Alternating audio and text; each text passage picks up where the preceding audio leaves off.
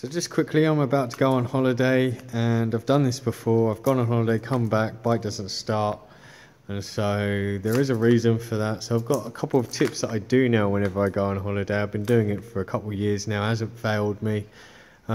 My bike always gets used. I don't store it for like months and months and months.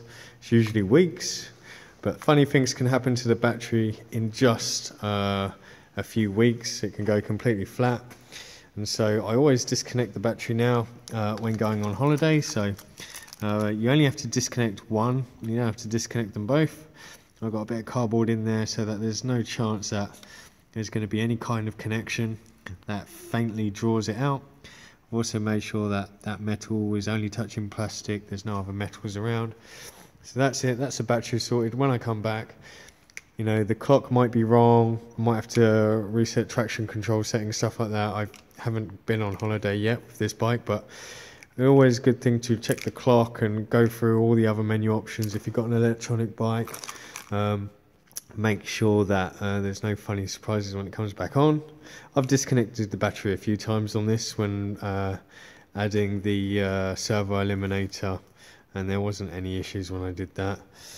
So one other thing as well is that when you get back, you should check your tyre pressures, cold tyre pressure that is.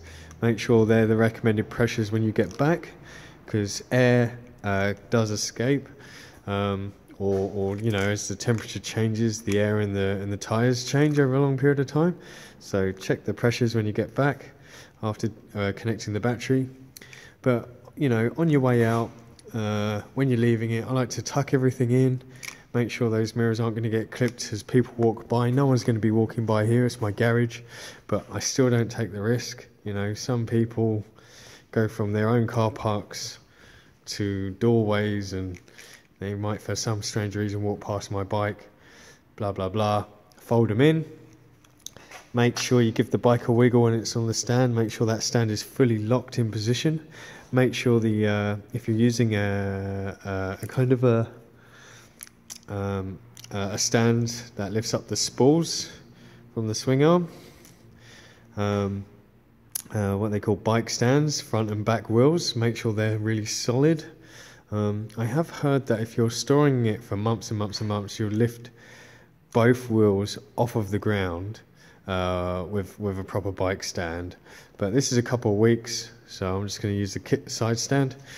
And obviously secure your bike, you know, any security that you have to deter thieves, whack that on there.